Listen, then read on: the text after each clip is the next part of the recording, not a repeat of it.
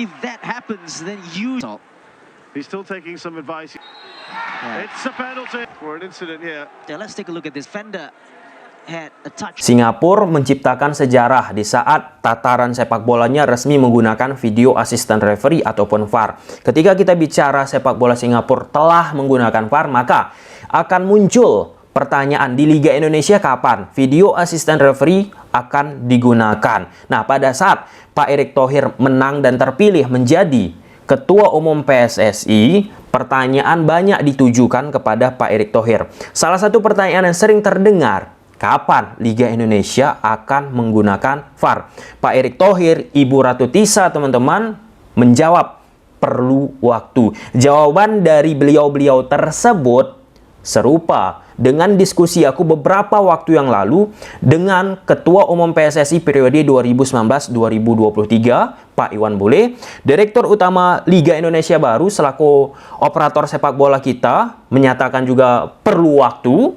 Dan yang ketiga, bersama Komite Wasit PSSI mengatakan juga perlu waktu, dan orang-orang PSSI lainnya. Oke, di video ini akan aku bahas apa yang perlu diperhatikan sebelum video asisten referee itu digunakan di Liga Indonesia. Kita bicara konteks kompetisi Liga Indonesia. Mungkin kita berpikir, kok liga-liga lain mudah banget ya video asisten referee mereka gunakan, mereka terapkan. Beda antara kompetisi Liga Indonesia sama kompetisi yang mungkin relatif mudah mereka untuk mengimplementasikan VAR di sepak bola mereka. Oke, sebelum kita bahas hal tersebut, teman-teman saksikan dulu cuplikan diskusi aku di tahun 2022 bersama Direktur Utama PT LIB tentang penggunaan VAR di Liga Indonesia yang ada kaitannya tentang kondisi diskursus yang muncul kembali di awal tahun 2023 ini. Cek dulu. VAR itu kita udah diskusi dari setahun yang lalu, ya. Dan ternyata saya kira kita harus agak sedikit memberikan informasi ke FIFA. Misalnya gini, pertandingan di Indonesia itu kan jarak jauh-jauh.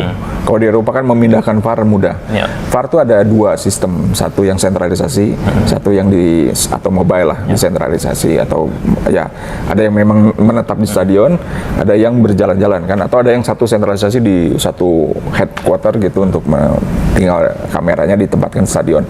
Nah, salah satu mungkin kendala kita yang kita harus coba diskusi lebih detail lagi, bahwa stadion kita itu kebanyakan bukan punya klub, punya Pemda, punya pemerintah daerah, mau Pemprov, mau Pemko atau apapun lah gitu. Yang jelas untuk memasang VAR kan kalau ternyata itu punya klub, itu sudah pasti permanen masangnya.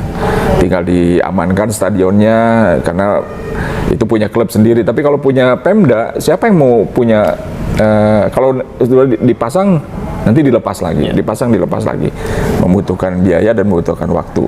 Itu sama alat. Yang kedua juga alatnya nggak murah. Kami lagi terus mencoba berdiskusi, ada nggak sih versi murahnya dari FIFA atau dari IFAB, katanya lagi bicara soal light version VAR. Kita sambut lah. Karena sebetulnya kan prinsipnya ya kalau kita bicara itu kan CCTV yang kita coba ulang, yang sebenarnya kita bisa nonton juga kan dengan sistem slow motion kan sebenarnya kita udah tahu bahwa dia penalti atau tidak, offside atau tidak gitu kan, atau ada pelanggaran yang menjurus mengakibatkan kartu merah atau kartu kuning. Itu sebetulnya kita bisa nonton dengan cara kita juga sudah bisa, tapi kan itu tidak boleh kata FIFA, karena kalau Anda melakukan itu kami akan ban juga nih, tidak diakui itu kompetisi kita. Tapi kita juga tidak menyerah, artinya satu di sisi lain wasit juga harus tetap diperbaiki. Kembali ke VAR tadi, bahwa satu biaya mahal, yang kedua memang kita perlu SDM. SDM kembali lagi, bayangkan aja kita hanya punya beberapa wasit FIFA kan, padahal dengan segitu banyak orang di Indonesia, menurut saya udah waktunya sekarang siapa pemirsa atau siapapun lah, Mas Tommy jadi wasit deh kalau punya anak. Jadi sekarang profesi wasit lumayan menjanjikan pendapatnya. Jadi saya kira segera kalau punya profesi apa-apa, jadi kalau memang ada waktu jadi wasit, kalau perlu langsung jadi yang berlisensi FIFA dan berlisensi VAR. Karena untuk mendapatkan itu nggak gampang, bukan dalam arti uang ada, tapi nggak cepet juga. Ada proses. Ada proses juga, itu bisa setahun. Oke. Ya, Pak, berarti untuk VAR saya kira dalam 1, 2, 3 tahun, kalau kita berkaca dari jawaban Bapak, stadion dari klub kita masih milik Pemda, Pemprov, sulit Pak ya? Kalau kita mau bicara keseluruhan agak panjang. Ya, Tapi agak kalau kita mau bicara satu stadion aja mungkin bisa sih sebetulnya. Tapi kan pasti semua akan berpikir kita harus ke bagian VAR dong. Akhirnya lama-lama juga nggak bisa ini. Di Thailand sekarang di VAR-nya nggak Beberapa dipakai lagi. pertandingan, Pak. Ya nggak semua. Nggak Dan semua. katanya hari sampai saat ini nggak dipakai lagi. Nggak dipakai lagi. Banyak pertimbangan juga katanya itu. Kita juga sering komunikasi dengan Thai League-nya. Nah, sebelum kita bahas Liga Indonesia tentang VAR-nya, Singapura mengharapkan setelah mereka menggunakan video asisten referee ini, yang pertama, harapan mereka bisa dipercaya untuk menjadi tuan rumah turnamen-turnamen besar sepak bola. Yang kedua, mereka berharap wasit-wasit yang ada di Liga Singapura mereka, teman-teman, wasit-wasit lokalnya bisa memimpin pertandingan-pertandingan global, bukan lagi pertandingan-pertandingan kancah Asia. Selain memang ketika mereka ingin menggunakan video asisten referee, mengharapkan keputusan-keputusan kontroversi tidak ada lagi di Liga Singapura. Kita bicara mutu kompetisi, teman-teman. Ketika mutu kompetisi tersebut nggak jelas, banyak kontroversi, maka sponsor ataupun orang yang ingin memberikan uang kepada kompetisi tersebut akan lebih banyak berpikir. Berbeda cerita, misalnya mutu kompetisi ya jelas, banyak pasti sponsor yang akan mau menjadi sponsor di kompetisi tersebut. Itulah yang kita harapkan di Liga Indonesia kita. Suka tidak suka, kontroversi banyak banget. Sepakat semua orang yang aku tanya, baik itu Direktur Utama PT LIB, Ketua Umum PSSI, Exco PSSI, orang-orang sepak bola, ketika terlalu banyak kontroversi di Liga Indonesia, jangan heran, sulit Liga kita mencari sponsor. Bahkan Piala Indonesia, lihat, 5 tahun terakhir jarang bisa terrealisasi dan berjalan. Kita pun harus introspeksi diri, banyak memang faktor-faktornya. Ya, semoga itu bisa diperbaiki. Dan Singapura juga merupakan negara ke-11 yang menggunakan video asisten referee di Asia. Pertanyaannya lagi, Indonesia akan menjadi negara keberapa di Asia yang menggunakan video asisten referee?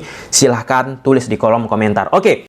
Ini sumbernya berdasarkan diskusi aku dengan Ketua Umum PSSI, Pak Iwan Bole, kemudian Direktur Utama PT LIB, Komite Wasit, dan orang-orang yang ada di PSSI. Oke, kita masuk ke poin pertama. Teman-teman harus mengetahui jenis VAR itu ada dua. Yang pertama, VAR sentralisasi, menetap di stadion tersebut, nggak pindah-pindah. Kemudian yang kedua, VAR mobile, yang bisa dipindahkan dari satu stadion ke stadion lainnya. Yang kedua, teman-teman, stadion-stadion di Indonesia, klub-klubnya rata-rata stadion tersebut bukan milik mereka sendiri.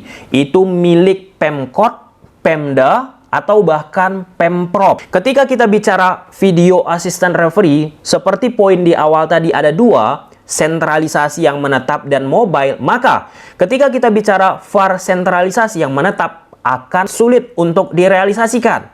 Sebab itu bukan stadion mereka sendiri. Nah, ketika stadion masih punya Pemprov, Pemda, Pemkot, bongkar pasanglah VAR tersebut akan dilakukan. Satu pertandingan, VAR itu kalau kita bicara di Inggris, teman-teman, mereka menghabiskan biaya 250 juta untuk dioperasionalkan. Ketika dibongkar pasang, efeknya akan lebih banyak biaya dikeluarkan. Nah, ini menjadi salah satu diskursus aku. Ketika Pemkot, Pemda masih yang memiliki stadion, teman-teman, akan lebih realistis untuk digunakan VAR yang mobile, yang bisa dipindah-pindahkan. Yang keempat, kita bicara biaya. Aku kutip dari pernyataan Ketua Komite Wasit PSSI beberapa waktu yang lalu, untuk menyiapkan sistem VAR di satu stadion itu membutuhkan biaya 80 miliar. Tapi, aku juga mendapatkan informasi di tahun 2022 dari Direktur Utama PT LIB, ada VAR versi light, lebih murah, dengan menggunakan 4 ataupun 3 kamera. 3-4 kamera di satu stadion, teman-teman, sudah diperbolehkan FIFA. Dan itu menjadi salah satu pilihan yang cukup relatif di saat mungkin biaya yang besar untuk menggunakan sistem VAR yang benar-benar perfeksionis di dalam stadion tersebut. Oke, ketika kita bicara tentang VAR, maka kita nggak bisa pisahkan dengan sumber daya manusia ataupun SDM, yaitu wasit. Nggak bisa wasit asal-asalan, harus dilatih, ikut kursus lagi. Kursusnya kurang lebih menghabiskan biaya 150 sampai dengan 300 juta untuk bisa memperoleh lisensi wasit VAR. Ini kan menjadi salah satu diskursus yang cukup menarik lagi. Jika tidak difasilitasi, maka mungkin wasit kita pun akan berpikir lagi, teman-teman, lebih jauh. Bisa saja 300 juta tersebut ataupun 150 juta tersebut mereka spend untuk keperluan-keperluan mereka lain. Kan kita ingat, pernyataan dari Pak Erick Thohir. Kita harus melihat sisi latar belakang dari wasit tersebut. Ada yang jualan kembang tahu dan lain sebagainya. Kita nggak tahu. Karena biaya untuk mendapatkan lisensi yang besar, maka wasit-wasit pun berpikir lebih jauh ataupun kesulitan untuk mendapatkan hal tersebut. Itu menjadi salah satu hal yang harus kita perhatikan, teman-teman. Aku sempat bertanya kepada PSSI, jika VAR terlalu mahal, apa solusinya? Nah, PSSI sebut menyewa dari pihak-pihak yang terkait, teman-teman. Itu bisa menekan budget yang cukup besar tentunya. Itu masih bisa juga diperdebatkan. Tetapi ketika kita bicara pernyataan Pak Erick Thohir melibatkan Menteri PUPR ataupun Menpora dalam menyediakan VAR, harusnya relatively bisa lah ya beberapa stadion ataupun VAR mobile untuk diaplikasikan. Tapi kalau kita bicara untuk keseluruhan, di saat infrastruktur stadion-stadion kita pun belum memadai, maka akan perlu memang waktu lagi untuk menggunakan video assistant referee. Kita pun nggak bisa membeli VAR, tapi stadion kita pun belum memenuhi standar, teman-teman. Karena apa? Ketika kita bicara VAR, sudut ataupun angle peletakan kamera harus simetris, harus jelas. Nah, di beberapa stadion kita, kadang standar tinggi kamera masternya pun terlalu rendah, sehingga tidak bisa memfollow up semua lapangan. Ataupun kamera offside-nya nggak tegak lurus. Sulit kita menjustifikasi apakah itu offside atau bagaimana. Nah, momen-momen tersebut menjadi salah satu hal yang sangat perlu diperhatikan. Banyak memang perlu waktu. Oke, itulah beberapa poin yang aku rangkum pada saat aku melakukan diskusi sama orang-orangnya PSSI ataupun operator sepak bola kita. Oke, semoga bisa terrealisasi. Tapi aku yakin tetap butuh waktu. Karena kita ambil contoh, wasit aja butuh kursus 1-3 bulan untuk bisa mendapatkan lisensi VAR. Oke, bye.